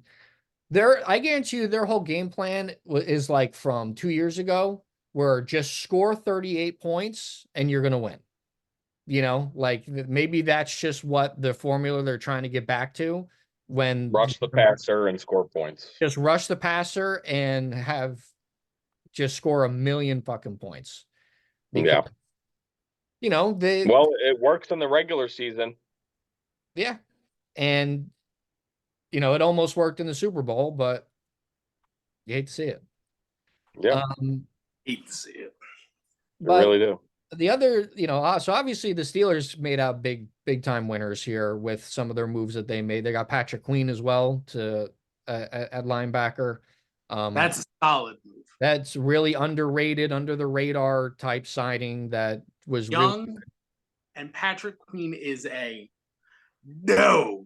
I want to know why the Ravens didn't re-sign him if he's so good, because the Ravens are the Ravens have legacy at linebacker, obviously. I mean, that's a position where I feel like if you got a guy who you really love, I mean, you're going to keep him there. They paid their defense tackle. They chose the defense tackle over Patrick Queen. And I get it. We talked about I just want to know why. I mean, I wonder why. I mean, I maybe I'm of the opinion that he's a little overrated. That's all I'm saying. I forget the guy's name, Mountadalayak or something. He has a crazy last name starting with an M. He's a good player. I don't think he's He's that a decent contract. player, but he's not. He's not I that don't contract. think he's what the Steelers are paying for. No. I No. just don't. But yeah, I mean, I think the Steelers are a little bit better now. You know, I think they got a big upgrade at quarterback. Let me tell you. You know, Russell Wilson's a big time upgrade over to fucking Kenny Pickett. So Listen, they could win 10 games with yeah, Russell Wilson at quarterback. It is that simple. They yeah, can win 10 games. yeah. I mean, Listen, they won 9 with Kenny Pickett and Mason Rudolph. So Mhm. and Russell Wilson was a top 15 quarterback last year. So Yeah. yep, he was. Yes. The other move. Yeah. It's not like the dude can't play. It really isn't like that at all. And now they get him on a minimum deal. So they go, thank you, Denver, for signing him to this just absolute monstrosity of a deal so that a couple years later we could get him on the veterans minimum. I mean, you talk about a steal. thank you, Steelers Denver. with the steal. You love to see it. Listen, I can't wait for Steelers country. Let's weld, or his first iron sharpens iron speech. Right Let's now, weld. Let's well. I hope when they do like the season release of the videos and stuff, they have him in a fucking welder's helmet and he's sparks going up. Oh yeah. That Steelers country. that better become true. That Let's let me tell you something. That needs to happen now. I really, you know what? You should get on X. You should share that stuff, and I mean, everybody should reshare it. I want to see that now. just the image alone, you just the sparks going, and then the fucking it lifts up. Steelers country. Let's weld. Well, isn't it Steelers? Isn't it Steelers Nation? I don't think it's Steelers. Whatever. It's Steelers Nation. it's Steelers Nation. Steelers Let's Nation. weld. Let's weld. Let's weld. That's pretty good, man. I'm not gonna lie. I really like that. So the other move that happened late last night that was really shocking. The Chargers traded Keenan Allen to the Bears straight up for a 4th round pick. The Chargers came to Keenan Allen and asked pretty much for a pay cut. He said, "Go fuck yourself." Hey, and, we want our money. So they traded him, and now all of a sudden, the Bears have a pretty nice wide receiver core. And the Keenan Allen said today, the one thing I'm most excited about is Justin Fields is my quarterback. So I don't know what the Bears do now. I mean, I think they overestimated the market a little bit, and now they're kind of stuck with Fields. I mean, the case could still be made that the Raiders should probably still trade for him. And, you know, because now you could probably get him on the fucking cheap. Now you could probably get four. It's a happy, it's as Bob Ross would say in the case of the Bears, it's a happy accident. Okay. They should have kept Fields the whole time and then just taken either Neighbors or Marvin Harrison, whichever one fits them better, or whichever one they think is better. Either way, that's what they should do. Don't pick Marvin Harrison Jr. as the wide receiver. If they go wide receiver, everybody in Chicago should bring their Glocks to the stadium because yes, that would be the biggest, and I mean the biggest oversight. There's no question. If they Marvin take Jr. Yeah. is dog. I don't know. I'm seeing a lot of people have Neighbors above him, and that's fine. And it's two different styles, and one guy plays big and is a red zone target, and the other one is like your speedy slot separation guy. I get it. They're two different players, but either way, get Fields some help. I mean, if they take Marvin Harrison Jr. number 1 overall, it fucks the whole draft up. It fucks everything up. Well, not really. It doesn't really, because everything just because the Commanders then take Caleb. Okay. Then Yeah. the Patriots then take Jaden Daniels. Quarterback. Yeah. And then now there's a fucking feeding frenzy. Now the Cardinals are going for like all these calls for people trying to All trade. right. Fair. Oh, Now now Minnesota definitely trades up. Yeah, because now Minnesota's like, fuck, we could get May at 4. And now the Giants are like, fuck, we could get May at 4 instead of 3. And now the Raiders, oh shit, we only have to move up to 4 instead of 1. Like, then chaos ensues. So either way, what a great move by the Bears. Now they got a nice wide receiver. Whoever's throwing the football will have a good time next season. That's all I'm gonna say. 4,000 yards from fields. Raise Pierce Nippies. Facts. Book it. Chicago, Marvin Harrison Jr. right now. You heard it first on this podcast, just so Ray's nipples are punctured. So on the other side of that trade, we got to talk about the Chargers here a little bit. The Chargers in their first season with Harbaugh are punting. Complete gut job. Complete rebuild. And let me tell you this.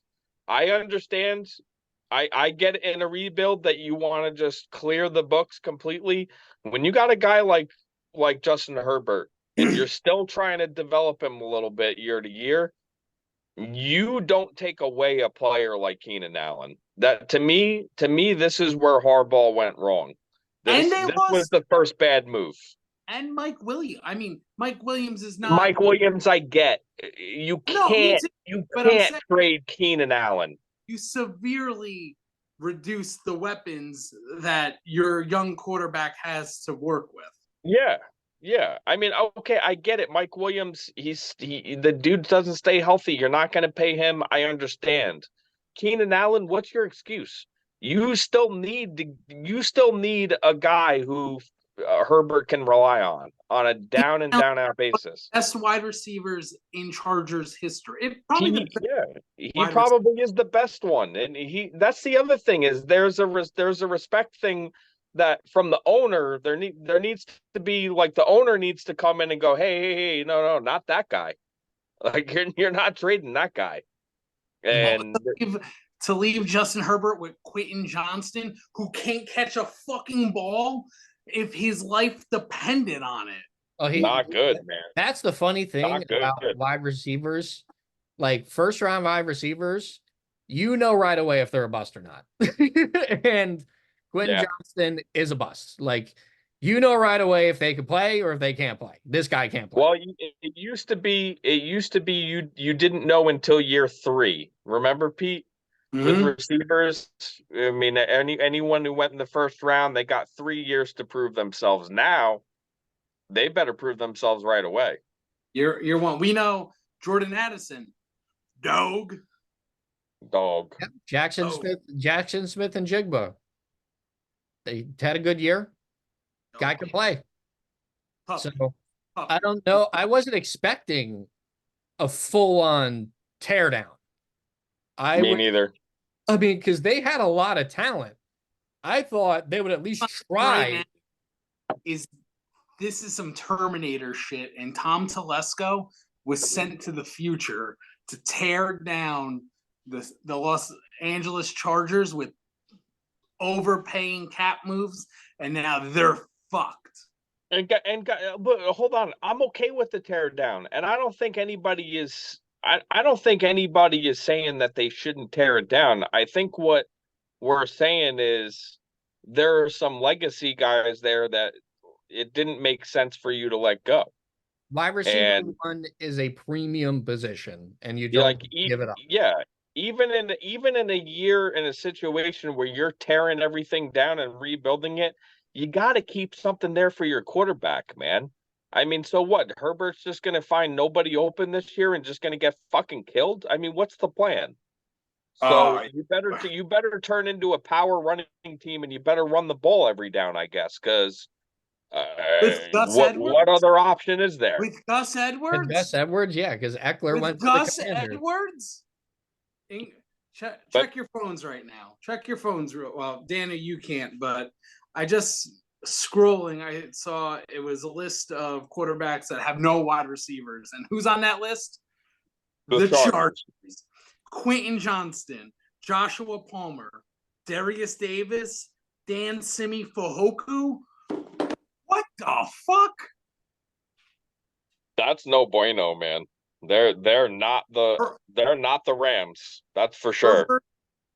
Herbert's progression severely hampered because of this. Yeah, no, and honestly, if Harbaugh doesn't turn this into a power running machine, it isn't going to work. Unless they, and I mean, unless they just want to go through a year of giving Herbert nightmares and then figure it out next offseason. But I think you're going to see a total scheme change, the whole 9 yards. I think that this is a totally different chapter for the Chargers. And I mean, you really hope that Herbert doesn't get his career freaking blindsided and freaking burned down early because of this type of shit. But yeah, interesting move. Like I said, the last guy I would have traded away was Keenan Allen, and even in a complete teardown and rebuild, Keenan Allen staying. Yeah, I agree. I have Chargers as big time losers for just for that move alone. I mean, it was cool that Mac restructured his contract because he wanted to stay. So at least they have some type of edge rushing help, but you don't cut or you don't trade Keenan Allen. I don't care that you're over the cap. Fucking figure something else out. Like cut Joey Bosa. Like who also can't fucking stay healthy. Why is that guy still on the team taking up $28 million of your cap every year? But you trade Keenan Allen. It's not a good first impression if I'm a Chargers fan with Jim Harbaugh there right now. And especially in that new GM and the new regime. Not a good first look. Do they just think forget about the GM. Jim Harbaugh is running that team in every way, shape, or form. Yeah. Do they just think Herbert is that good that it doesn't matter who he throws the ball to? I really think that his game plan is going to be, like I said, strip it down, reset the salary cap, and run the ball. Because number one, if you can't establish the run with Herbert, I mean, you're going to make his life difficult in some spots anyway. Mm-hmm. So maybe they figured just go to power football and see what happens. It's so old school. It's so Harbaugh. They're taking a step back a little bit, but I like it though. I mean, really, other than trading Keenan Allen, it's a good decision. Yeah. And I like that the Jets are going Mauler offense power O now. So I think you're going to start seeing a shift now. I think because linebackers and defensive ends have gotten smaller and faster. I think you're going to see teams revert back to gap schemes and power offenses and kill the bully. Gap. Yeah, get ready for it. I think you're going to start seeing that again. You're going to see traps. You're going to see counters. You're going to see, because defenses are playing so fast and constantly evolving. But they're also smaller. So if you could get bigger now and play bully ball, I mean, that's a good recipe for winning in the league right now, I think. So a good move by Harbaugh to switch to this style while he's tearing everything down. But at the same time, like, dude, just keep Keenan Allen. Like, you got to have one guy, man. One guy who your franchise quarterback, who you're gushing over. Is he gushing over you now? You got to have one guy he can rely on. So unless they're taking one, that doesn't make, and that's fine. But we've seen it before. Receivers get taken early and don't necessarily live up to it. I mean, Keenan Allen's a walk-in Hall of Famer. So shout out I get it from Chicago, man. Yep. Bring it. Yeah, that's a big time move. That's a big get. That is a big time move, and he didn't have to give up a whole lot to get him. No, and let's not forget that they also added DeAndre Swift. Yes. Yeah. No, the Bears have gotten better. I mean, there's no doubt about it. They've gotten better. So, yeah, I mean, I would consider the Bears as one of my free agency winners just purely off of that move alone. I mean, it's just crazy. But yeah, the adding DeAndre Swift as another move, definitely like what the Bears have done this free agency. The other team that we haven't talked about that is a fan that people that have been on the show are a fan of, the Cowboys. They are the epitome of the number one loser in all of fantasy. They decided to cut Michael Gallup and Leighton Vander Esch 5 days into free agency instead of before free agency to free up $13-14 million in cap space, to maybe try to re-sign Tyron Smith or maybe try to bring in Derrick Henry as your running back. I mean, Jerry Jones saying this is the all-in year for the Cowboys, not doing anything with Dak Prescott. All in. My ass. Jerry Jones is the guy with the programs outside of the circus screaming at you in the microphone. Program, hype job, like just totally hyping you up for when you go into the circus and just get let down. I mean, that's what Jerry Jones is now. Their indecision on Dak's contract has them in a total nutsack vice grip because they obviously don't want to extend Dak, or else they would have already, in order for them to make more moves, because they obviously still need to pay CeeDee Lamb and Micah Parsons, but they don't know now if they want to pay Dak. Dak's cap hit this year is $60 million. If you sign him to an extension, you cut his cap hit pretty much in half.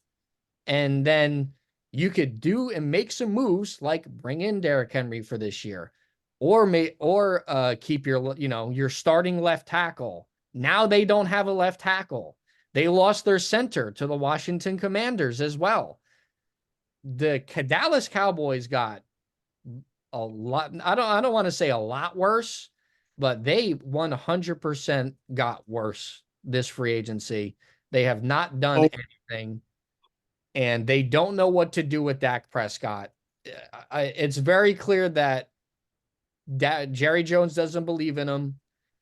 Maybe they're just saying, fuck it. Let's just ride this last year out of this stupid contract and then just let him go. And then, well, they made it real easy now because the team's worse. So yeah, that shouldn't be hard. The team is worse. I mean, if you're a Dallas Cowboys fan, you got to be freaking out. I mean, Cowboys fans down here are fucking losing their minds because they just watched all three teams in their division make massive moves. I mean, the Commanders made a ton of moves. I mean, they're big time winners as well, unfortunately. I mean, they brought in Eckler, they brought in offensive linemen, they brought in a bunch of defensive pieces, and they still have a lot of cap space left. And they had the number 2 overall pick. Like, every team in the division, you can make an argument, got better, and the Cowboys got worse. The Cowboys got worse. It's just not a good recipe. And like you can argue whether or not the Giants got better or worse. I think personally, you can't argue at all whether the Cowboys got better or worse. They got worse. I mean, there just is no way around it. I mean, it is. Yeah. And the timing of cutting Michael Gallup. I mean, they were going, like, it was known throughout the Cowboys land that Michael Gallup was going to get cut. Why did you wait till today to cut him? That doesn't make sense. So plus, you're screwing these guys over. The later you cut them into the process, the more you screw these guys over too. By the way, now you're creating not that Cowboys fans give a shit, but yeah, well, now you're creating ill will, and all these fucking guys talk. All these players talk. They're all friends. There's no more rivalries anymore. Everyone's fucking buddy. Everyone's swapping jerseys. You know, like it's don't matter no more. So Now, in Michael Gallup's case, I mean, he might be out of the league, to be honest with you. I mean, he just isn't any good, and there are so many good receivers now. So, I mean, in his case, it's like I'm okay. I'm sure Cowboys fans probably don't care. Um, but yeah, you can't sell your fans on going all in and being the cheerleader and whatever that he's always been. I'm talking about Jerry Jones, and then decide to cheap out on your starting quarterback, because let's face it, whether he believes in Dak Prescott or not, his best chance of winning games with the Cowboys anytime soon is with Dak Prescott and nobody else. I mean, I don't even think that's a debate. So re-sign him to an extension, and like you said, Zach, you clear up that cap hit for this year and next year, push that all down the road, open up all that space, bring Tyron Smith back, bring your center back, bring at least one running back in. I mean, good grief, who's running the ball for the Dallas Cowboys this year? me, Yeah, I Deuce mean, Vaughn. goodness gracious, man. I mean, I really thought going into this offseason, if the Cowboys could manage to re-sign their own players, the only thing they needed really after that was a running back. And if they could get a good one, that was going to make them scary. And they blew it, man. They had a perfect opportunity this offseason with legendary running backs available on the market. And this is what they do. I mean, that's The a biggest big fail. Big big fail. agency of running backs ever. that I can remember in the last who Easily. Yeah. Easily the biggest one in our life, probably the biggest one ever that we've ever seen. Yeah. Easily. Easily. And you knew one of your problems late in the year last year was your inability to run the ball.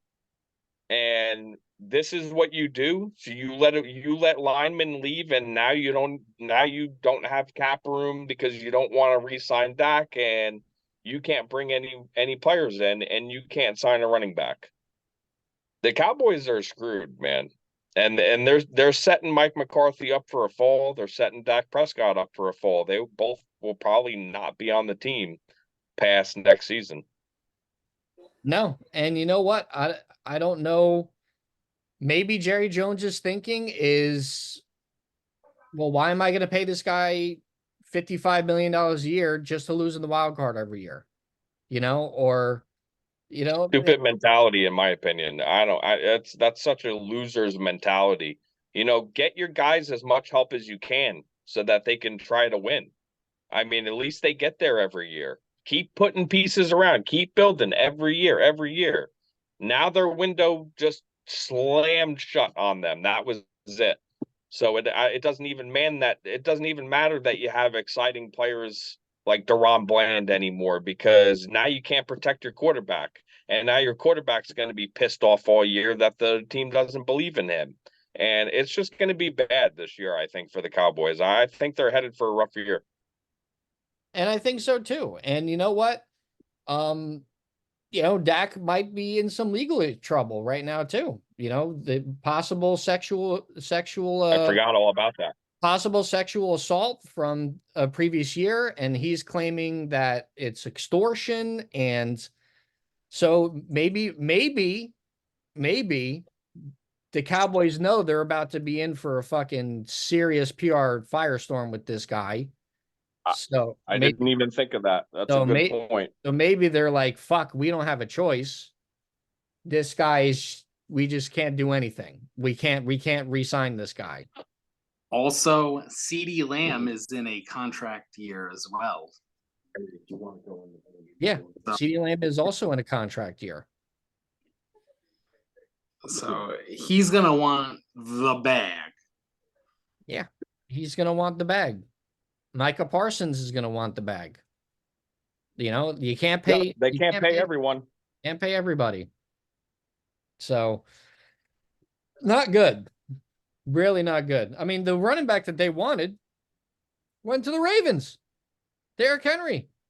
The only Call running back we this haven't podcast. talked about yet. You heard it first. Yep. Yeah, you did. successfully predicted a Derrick Henry to the Ravens, and I successfully predicted Tony Pollard to the Titans.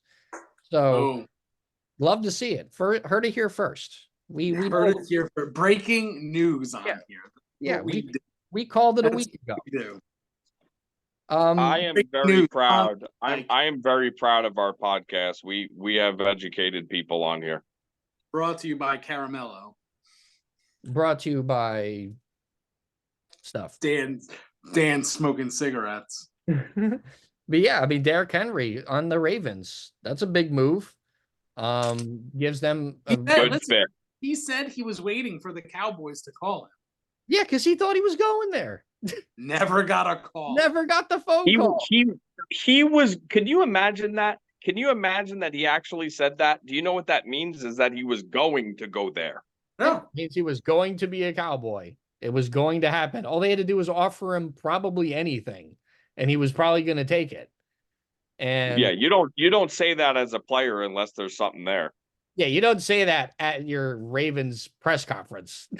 Right. So, I Which mean, is kind of like a backhanded thing for Ravens fans, but I'm sure they're like, yeah, all right, well, it's still Derrick Henry, so we'll take him. yeah, now they'll have the best rushing attack in the league. It keeps the Ravens keeps their style in play. You know, run the football and then have the running back that plays quarterback throw it every once in a while. Dude, that could be scary. That could that could be real scary, man. Nobody's gonna want to play that team late in the year. No, they just can't, choke like they do every year. Like John Harbaugh. Oh, the playoffs are a different story. Yeah, that's all on Lamar. All of that is on Lamar. Yeah, Lamar can't, get out of his way. It seems like every time they're in the playoffs, it's against. I think he puts too much. He puts way too much pressure on himself too. I feel like in the playoffs. I mean, and I don't know. It's him against the world. He plays hero ball too much. He's got a good team around him. Keep running the ball. Do not stop running the ball. Yeah, he feels like he needs to prove that a running quarterback can win playoff games. And no, you know what? You run for 1,000 yards in the regular season. How about run for freaking 100 yards in your first playoff game? He gets dominated. Yeah. Yeah, it's. And by the way, it's not good. By the way, the MVP he just won is so weak. It's the worst MVP season I've ever seen from a quarterback. It should have gone to Christian McCaffrey, and I'll say that. Just like Pete, is banging the drum for his boy that he should have got defensive player of the year. It should have been McCaffrey, and I get that they don't give the award to running backs anymore, but I don't care. That's how good he was. Yeah, it should have been McCaffrey, or it should have been to the quarterback who at least threw the most touchdowns in all of football. I mean, at least Dak. I mean, Dak had a fucking better year than Lamar Jackson. Yeah. There was like seven. You could argue. How about CJ Stroud? Fuck it. Just full CJ Stroud was better than fucking Lamar Jackson last year. I mean, it wasn't even, it was really weird. All those guys played the Jets, and the Jets defense did play really well against good quarterbacks. And the only guy out of all those that we just mentioned that had a good game against them was Dak. Mm-hmm. Yeah, Dak had a good year last year. So I mean, but he can't play games, so he completely disappears in the playoffs. But Dak in the regular season, it's pretty. It's still better than most. And he had 35 touchdown passes last year. Yeah, so, re-sign him, because what are you gonna do? What are you gonna do? They're just gonna throw out Trey Lance and tank. Oof. I mean, that's a joke. That's America's joke if that happens. Hey, they gave up a 4th round pick for Trey Lance. And I said it right away when that trade happened last year in the group chat with all of our younger friends group, and Me too. I'm still going to say it now. It was all about leverage against Dak Prescott, and it was the worst leverage move in the history of the NFL. Dude, you and me said the same thing, and we both got shit for it. for comparison's sake, it's still one less round that the Eagles gave for baby hands. So, Ugh. Yeah. Again, Howie Roseman's gonna need to explain that to me like I'm 4 years old because I don't get it. maybe they have like something stuck in like a hard to reach spot, so they needed someone with tiny hands to reach in and grab it. Any other big time moves that had happened that wasn't mentioned but want to be mentioned?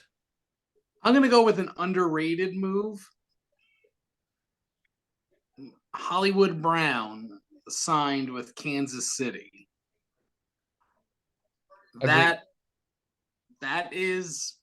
It's not a sexy pickup by any means, but when you have Patrick Mahomes as the greatest quarterback on this planet, and it's 31 teams trying to stop him from winning another Super Bowl, him just adding a speed receiver like that opens the field for him more. And last year we talked about you didn't really have anybody outside of Travis Kelce. Well, Rashee Rice kind of came on for them towards the end of the season. Now you put someone opposite side. Just the rich get richer. Yeah, I thought that was really under the radar. Hollywood Brown has always kind of been decent, when healthy. And I mean, Patrick Mahomes can win the Super Bowl with Walmart greeters. So I mean, if you give him any kind of upgrade at all, you're just helping him unlock his potential with a quarterback like Mahomes. Yeah, because oh yeah, by the way, this is the Michael Jordan of quarterbacks, so you should come here for like a year, cash in with this monstrous year that you'll have with him, and then get paid by some chump, next off season. Not a bad strategy. Nobody's talking about Darnell Mooney. And I think he was lost a little bit on the Bears the last couple of years. And I think he's primed to have a big year. Atlanta, right? Atlanta. How about that? We haven't talked once about Kirk. Yeah, we haven't talked about Kirk Cousins.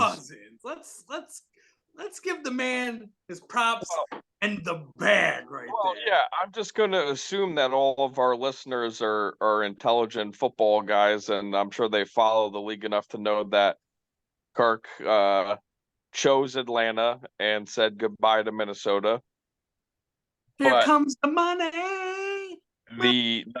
Not only are the Vikings probably going to get in trouble for tampering with Kirk, but because of what Kirk said in his press conference, they're going to get in trouble for tampering with Mooney at the same time. Like, there are levels to tampering. They were tampering with Kirk, and then Kirk was helping them tamper with Mooney. So look for Atlanta to get a slap, maybe even 2 slaps for that, but I still like what they did. I think they crushed it. They crushed it. Immediately, the Atlanta Falcons are contenders in the NFC South. Absolutely. They should be the favorites. I mean, they should be. They were a quarterback away. Kirk Cousins, a legitimate quarterback. I mean, I hope that house that he moves into in Atlanta, I hope it still has that same spot in the basement for the Lombardi trophy like his house in Minnesota had, where it's dug out, and the contractor was like, you should put your Super Bowl trophy here. And he was like, that's a great idea. I still hope he does that. But now, Drake London, you have a quarterback. Hello. You just added Darnell Mooney. Guess what? A guy by the name of Kyle Pitts, who has been in quarterback purgatory. The shackles, he looked like Houdini, chained together inside of the box with the water, with the weights on top of it. And now Kirk Cousins is like, nah, fuck that. Boof. just hits the sledgehammer, unlocks him. Bijan Robinson no longer has a head coach that's not going to run him inside the 5-yard line. Oh, goodness. Yeah. Everyone's fantasy Atlanta's value on the offense- Falcons just skyrocketed. Oh, yeah. No, the Falcons offense has become a huge buy. A huge buy. And you know what? You know who the real MVP is? Kirk Cousins' agent. That guy might be one of the biggest, insane, underrated, non-talked about agents possible, because how do you get your client not one, not two, but three big bags in his NFL career? I mean, Well, Kirk also had to be good for that to happen. As an agent, you get your 10%. Guess what? Kirk Cousins' career earnings is like over $400 million. That's $40 million in that agent's pocket. The only active quarterback who has made more money, the only quarterback who has made more money, period, is Aaron Rodgers. Think about that. I mean, that's how much money Kirk has made. It's insane. It's just what's crazy is they gave up what, 180 million, with 100 million guaranteed is the contract, I believe. Yeah. To a 36-year-old quarterback coming off an ACL tear. Like, if you had told football fans that was going to happen like 5 years ago, they would have been like, you don't know what you're talking about. You don't know football, you know? So like it's still a crazy deal for, I know quarterbacks can play like well into their 40s now if they take care of themselves. That's still a huge contract for an older guy who's had a serious injury. It is, but I would give it to Kirk. Me too. Oh, me too. And you're right, Zach. You're right, and I think a lot of guys you would be hesitant to do it with, but with Kirk, I mean, Arthur Blank has to get a lot of credit because this guy has just been chomping at the bit to get another franchise quarterback, and now, you know, whether or not you think Kirk is elite or can win the Super Bowl or whatever, well, he's at least a really good bridge to whatever might be next for them too. You know, that's also going to attract a lot of players who they're going to want to come play for Atlanta. I mean, they're setting themselves up really well right now for a good run and for a long run. So Atlanta has a top pick, don't they? Yeah. Yeah, I think they do. Yeah. Premium pick. Yeah. So, and they could do anything with that, right? So build the defense. Go build your defense. Whatever. Go build your defense. Yeah. Wow. But yeah, Darnell Mooney. I'm telling you right now. Everybody's saying Kyle Pitts, Drake London, you know, Bijan Robinson, and I get it. And yes, all those guys, any one of those guys could have a huge year, especially Bijan, but Darnell Mooney. All right. Anything else that comes to mind here? I think we covered just about all of it. Just my plea, because I know the Raiders listen to this podcast. I know Mark Davis is an avid listener. Fuck the picks. Trade up. Go get a quarterback. Please. Joe Shane, continue to invest in premium positions. So Nick and I have been texting, actually, believe it or not, on and off since the Jets signed Tyron Smith and since we've been on this podcast. And he and I both agree that the strategy for the Jets going into the draft now should be Brock Bowers. I mean, line yourself up however you can to get the best. I mean, probably just stay put at 10 and just take him at 10 because he's probably going to be there. And we need a tight end. I mean, what's his name is got released, Uzama. He was a good locker room guy, but not really a great player. And all you have is Conklin for another year. So yeah, go they get have like Bowers. no tight ends on the roster. No tight ends on the roster. I mean, Jeremy Ruckert, a decent blocker, not a receiver. Nobody like Brock Bowers is on the roster. Go get him, and you get better. Yeah, I mean, I know the Giants aren't getting Brock Bowers. They have 4 tight ends on the roster right now. So, Yeah, I mean that's fair. And the Giants have holes at so many positions still that and premium positions that I don't think that they would take Bowers either. no. But Bowers is that kind of prospect that even in this year where the Giants need a corner and they need some help in other spots, Darren Waller just retired, right? So Not confirmed. and trade maybe trade back, get a bunch of picks, but they probably will just pick a receiver A where Dunze. they're at. I want a Dunze.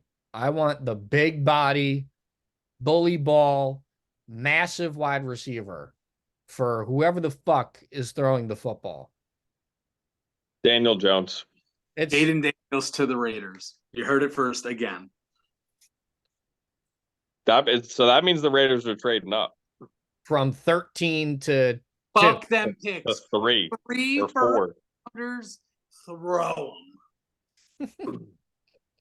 Call right now. I'm on the phone with Ryan Poles. Hey, Chicago, I got picks for days. Honestly, if I were the Raiders, I would just try. I think it would be a lot cheaper to get Justin Fields, and I would want to go get Justin Fields. Now the question is, are the Bears sold on a quarterback at 1? Because to me, it seems like maybe in their process, maybe they've slowed down on this idea of taking a quarterback number 1 overall, and that's kind of helped them with their decision to keep Fields amidst getting offers for him in a trade. So that's something to look at too. Is maybe they're not sold on any of these quarterbacks to go number 1. Thoughts real quick. Is there a chance the Bears hold on to Justin Fields and still draft a quarterback? Yes. Yes, that's very much possible. Yes, there is a chance. Because then what you can do is you could hold them till training camp, and then some asshole is going to get hurt. Happens every year. Then you flip them. Then. So. Yeah. No, I could see it happening, especially because the Bears pick again, what, 9th or 8th or something like that. I know they have another early pick in the first round. They pick 1st and 9th. Right. So you could do a lot at that 9th spot too. And we're guessing that quarterbacks are going to go early, and it probably is going to happen because that's just the nature of the draft. But they'll get some decent players staring them at the face at 9. That'll make them better right away too. So, I mean, yeah, maybe the move is Marvin Harrison or Neighbors number 1, and then you come back at 9 and maybe a tackle, right? Because the Bears need some help on the offensive line as well. Nobody's really talking about them in terms of taking a tackle. I think that they should take a tackle. So a lot of options for the Bears. But yeah, like I said, if I'm the Raiders, Pete, man, what is it going to take to get Fields? My phone is on right now. What is it going to take to get Fields? I don't know why the Raiders haven't tried to get Fields. I think they could get him on the fucking cheap now. Unless, I don't know. That's a Raider right there. Justin Fields would be a Raider. They're trying to figure out a way to get to Jaden Daniels. And listen, it would be even sweeter for Justin Fields to hit that 4K passing mark on your team. Yeah. For Raymond and his appointment to get his nipple pierced. Perfect way to end this podcast right now is with Justin Fields in the silver and black hitting that 4,000th yard to Devontae Adams for a tutty. Oof. Yes. That's the stuff dreams are made of. That's how dreams are made of. All right. Yeah, I think it's Pete said it's a good time to kind of wrap it up here. We went pretty long. pretty much over 2 hours, but we knew it was going to be a long one for tonight. We'll see when the next one is. I'll kind of take a look at the sports schedule and see when the next appropriate one to do will be. But until that happens, or if something absolutely fucking crazy happens and it needs to be covered and talked about, we will immediately jump back on here. But I'll take a look at the schedule, see what makes sense. May take some time. Could be the draft spectacular. Yeah, Yeah, there should be a draft special lined up at some point. well, yeah, that's really the one I'm kind of looking at, but that's gonna, that's still probably about a month away. Yeah. But yeah, I mean, we'll kind of end it right there. Thank you guys so much for listening and watching on the U of the Tubes. Dan, thank you for coming back and not grocery shopping. Thank you, hello, for being our sponsor today. We are not sponsored by Carmelo, but if Carmelo does want to sponsor us, please sponsor us. Hey, just remember, let's weld. Yeah. Let's Well, iron sharpens iron. Let's weld. Iron sharpens iron. He doesn't know he's going to say something stupid like that. That is so brilliant. It's so good. Subscribe on the YouTube channel. Subscribe. Watch Yes. us. Yes. We're a good time. Hit us up. All right, boys. We are out of here for the evening. Thank you guys again for watching, listening. We'll be back soon. Until then, peace out. Hoorah!